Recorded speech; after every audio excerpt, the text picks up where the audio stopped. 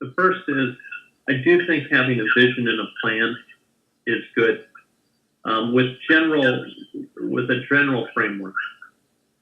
Doesn't have to be perfect, but I think generally, where do you want to go? What do you want to accomplish? And then the second part I look at is gain as much experience as you can whenever you can. So I often tell people when I started out with this technology PR boutique agency back in the early 90s. And I worked 3 to 3.5 years in my first 2 years. I know it because if an average work week is 40 hours, I was doing a roughly around 70 every week.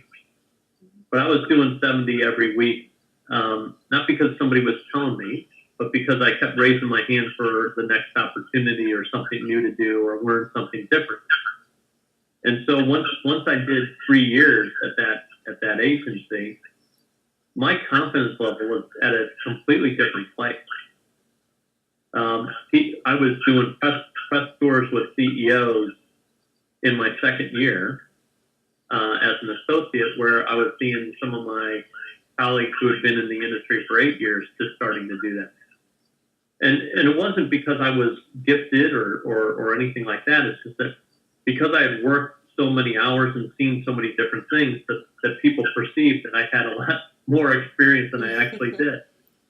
And so I think my second thing I would just say is create experiences so you can continue to gain more and more experience. And it doesn't necessarily matter the hours that you work, but look for the opportunities that create something that leads to something else. And then the final, there's many more ideas, but here's the other one that I live by to this day. Do something that's unexpected. I wish I was better at routine. I really do. I would say that's a weakness. There's a great book that everyone should read by Charles Duhigg. It's a New York Times reporter called The Power of Habit.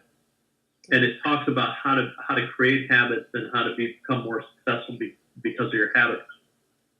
I live by a set of guiding principles. Matter of fact, one of the things that I like to do when we have big decisions we're going to make at the agency and there's multiple people around the table, I will say, let's establish our guiding principles for this decision before we go further. And one of the reasons that I look at doing that is you ground everyone into what the conversation is going to be about and what it's not going to be about. Because unfortunately, if you look at it, you can have a couple people together and talking about something like, where are we going to go to dinner, or how are we going to do this project?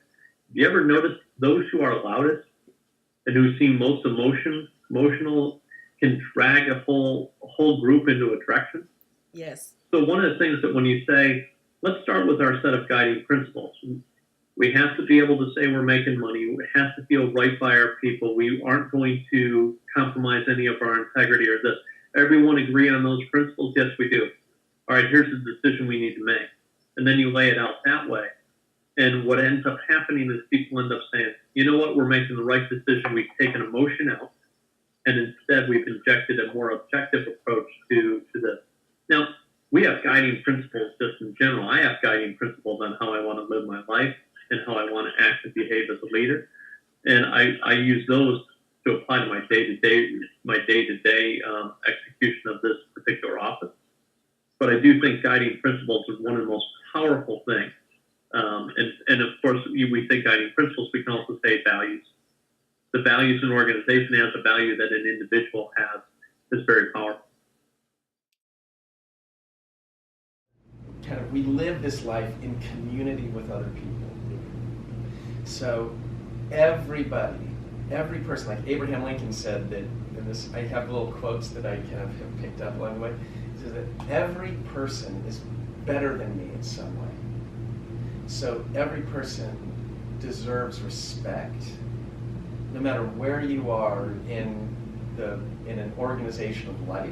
Yes. Every person. And I think that's the cool part, is that we get to share time with other people. And so when you come with kindness and gentleness that way, but being strong at the same time, like I said, okay, I'm going to get ready for this. I'm going to put my shoulders back, I'm going to kind of hard forward. I mean, there's being proud about like who I am, and at the same time being gentle with and caring with other people. I think that's the kind of, you want to radiate that experience. And so in terms of a guiding principle, whether it's I don't know if there's any specific one. Like I want to continue learning. Yes. So that's part of the challenge part, is that if there's a challenge out there, I know that's where I learn.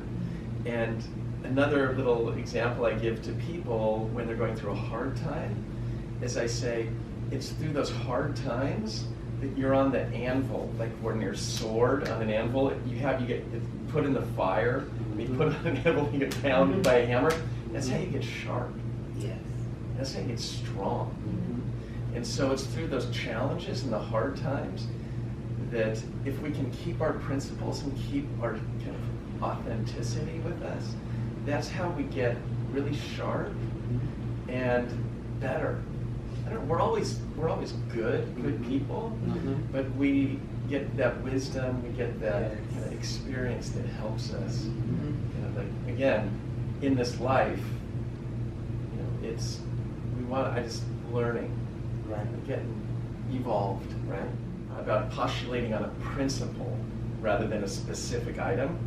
And so the principle would be, in a kind of goofy, funny way, is to say yes, is to welcome the opportunity. Like for me, that I say yes to life. I tell people to say yes to life when something comes that is maybe a little challenging, to welcome that. And that's the journey that we launch into when we say yes to life. Like, whoa, whether it's a relationship or whether it's a work opportunity, or hey, in your acting class, there's a big part that's coming up. I don't know if I'm ready for it, but if you say yes to life, then you're ready for an adventure, right?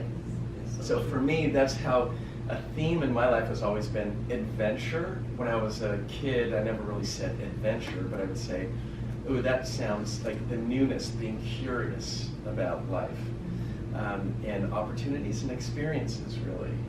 And so, I don't know, it's for me, the theme has been positive energy, saying yes to life, welcoming things. And so when that goes out and comes back in that whole cycle, that virtuous circle, Yes. you say yes again and again, and the journey continues.